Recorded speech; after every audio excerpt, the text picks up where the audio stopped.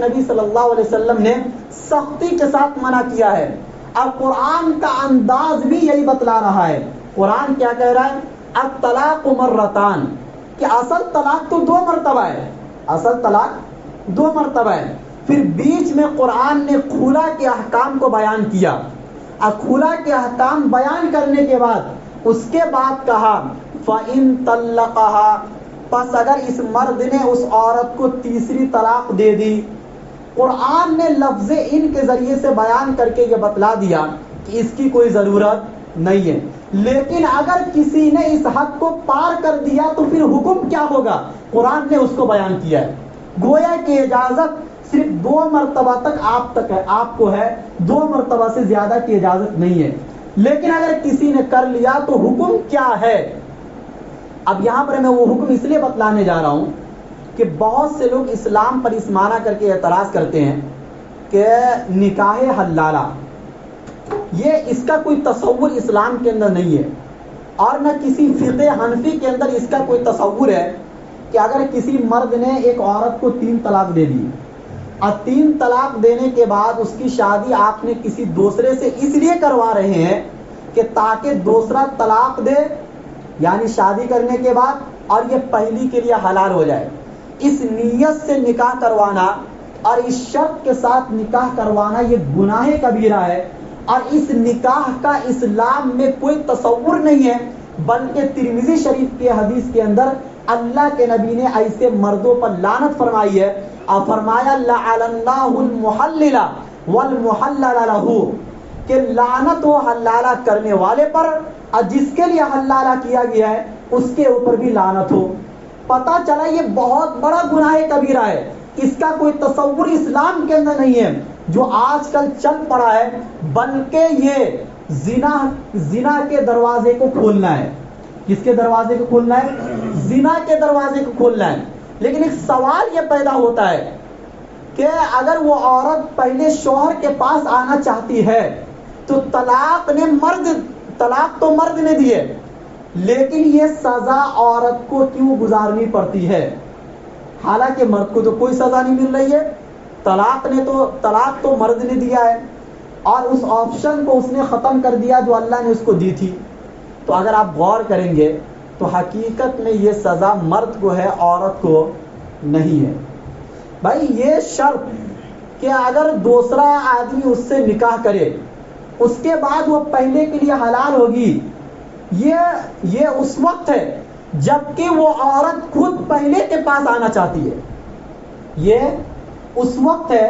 جبکہ وہ عورت خود پہلے کے پاس آنا چاہتی ہے۔ اسلام تو یہ چاہتا ہے کہ جس نے آپ کو 3 گولی سے مارا ہے آپ اس کے پاس کبھی بھی مت جاؤ، اس لیے اسلام نے وہ آپشن ختم کر دیا رجوع کرنے کا کہ آپ دوبارہ نکاح کے ذریعے سے بھی اس عورت کو نہیں لا سکتے ہو، اور اللہ نے تو عورت کو آزادی دی ہے اور ایک آزادانہ حکم دیا ہے کہ آپ جس کے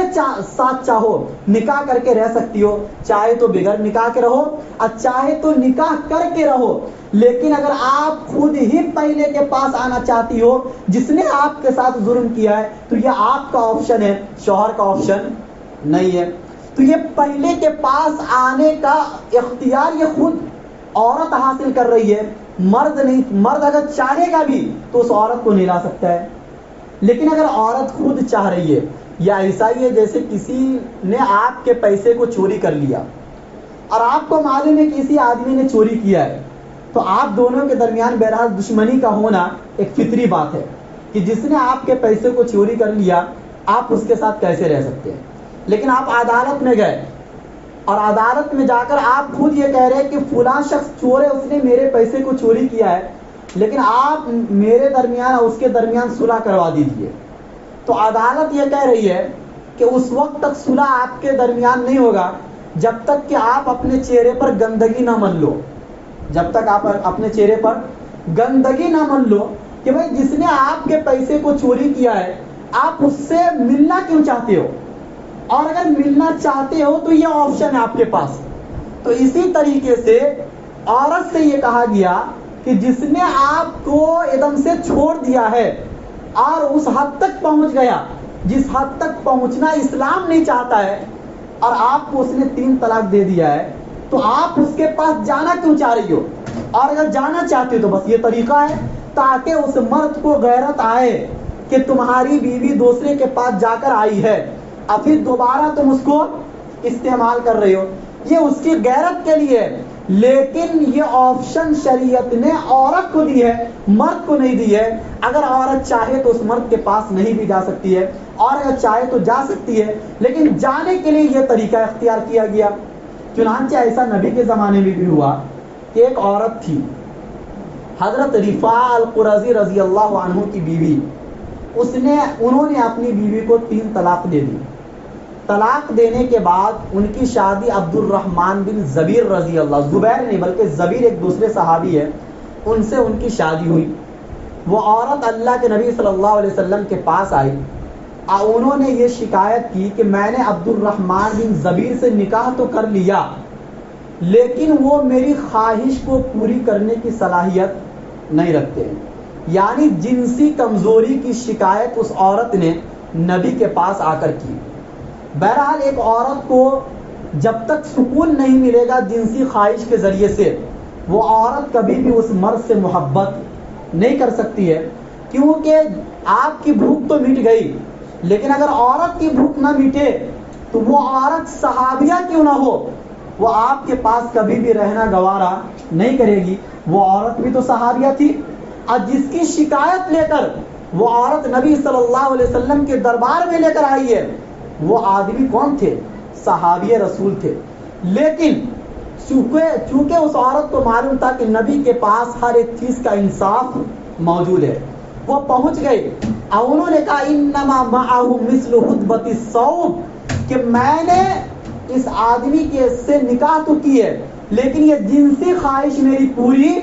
نہیں کر سکتا ہے۔ آج کل بھی نوجوان ایسے ہی ہوتے جا رہے ہیں کہ چونکہ وہ شادی سے پہلے اتنا غلط کام کر چکے ہوتے ہیں اور اتنا حد تک آگے بڑھ چکے ہوتے ہیں کہ شادی کرنے کے بعد وہ اس عورت کو خوش نہیں رکھ سکتے اس معاملے میں، اور پھر اس کے بعد چند دنوں کے بعد پھر جھگڑے ہوتے ہیں، نفرتیں پیدا ہوتی ہیں، پھر معاملہ طلاق تک پہنچتا ہے، اور اگر طلاق تک نہ پہنچے تو وہ آپ سے پیار نہیں کرتی ہے اور وہ دوسرے سے اپنی وہ جنسی خواہش کو پوری کرتی ہے۔ اس لیے اپنے اندر کبھی بھی اگر جنسی کمزوری موجود ہو تو یہ فتویٰ موجود ہے کہ یہ علاج کرانا آپ کے اوپر واجب ہے۔ اگر آپ اس کا علاج نہیں کراتے ہیں تو آپ گنہگار ہوں گے۔ بہرحال اللہ کے نبی صلی اللہ علیہ وسلم نے کہا کہ تمہیں رفاع نے تو 3 طلاق دی ہے، حتی تذوقی عسیلتہ ویذوق عسیلتک، کہ تو اس وقت تک رفاع کے پاس نہیں لوٹ سکتی ہے جب تک کہ تو اس کے مزے کو نہ چکھ لے اور وہ تیرے مزے کو نہ چکھ لے۔ تو گویا کہ کبھی کبھی عورت خود یہ چاہتی ہے کہ میں اپنے شوہر اول کے پاس پہنچوں، تو آپ کو چونکہ پہنچنا ہے اس لیے آپشن آپ کو دیا گیا، اور اللہ تو یہ چاہتے ہیں اور اسلام تو یہ چاہتا ہے کہ آپ دوبارہ اس مرد کے پاس نہ پہنچو کہ جس نے آپ کو 3 طلاق دے دیا ہے۔ تو گویا کہ یہ حلالہ، اولاً تو نکاح حلالہ کی اسلام میں کوئی صورت نہیں ہے، یہ بالکل گناہ کبیرہ ہے۔ ایسا کرنے والا مرد بھی لعنت کا مستحق ہے، اور جس کے لیے جس شرط پر یہ نکاح کیا گیا ہے وہ آدمی بھی لعنت کا مستحق ہے۔ لیکن اگر کوئی عورت خود سے اپنے شوہر اول کے پاس جانا چاہتی ہے تو اس کو یہ کہا گیا ہے کہ آپ پہلے دوسرے سے نکاح کرو، لیکن یہ نکاح کسی شرط کے ساتھ نہیں ہونا چاہیے، بلکہ وہ اپنی مرضی سے طلاق دے، یا اپنی مرضی سے اگر طلاق نہ دے تو اگر اس کا انتقال ہو جائے پھر عدت گزرنے کے بعد اگر آپ شوہر اول کے پاس آنا چاہتی ہو تو اب آ سکتی ہو۔ یہ بتایا، یعنی ایک اتفاقی صورت ہے، اس کو شرط کے ساتھ مقید نہیں کیا گیا۔ یہ ایسا ہی ہے کہ اگر آپ نے کسی عورت سے نکاح کر لیا تو اس کی دوسری بہن آپ کے اوپر حرام ہو گئی، لیکن یہ حرمت ہمیشہ کے لیے نہیں ہے۔ اگر آپ کی خدا نخواستہ یہ موجودہ بیوی آپ کو چھوڑ کر چلی جاتی ہے یا اس کا کسی وجہ سے انتقال ہو جاتا ہے تو کچھ دنوں کے بعد آپ اس کی دوسری بہن سے نکاح کر سکتے ہو، اکٹھا نہیں کر سکتے ہو، ایک ساتھ جمع کرنا حرام ہے، لیکن ایک کے جانے کے بعد دوسری سے نکاح کرنا جائز ہے، اسی طریقے سے اگر وہ دوسرے شوہر سے نکاح کر لی اور دوسرے شوہر کا انتقال ہو گیا، کسی حادثے کا شکار ہو گیا یا کسی وجہ سے اس نے بھی طلاق دے دی،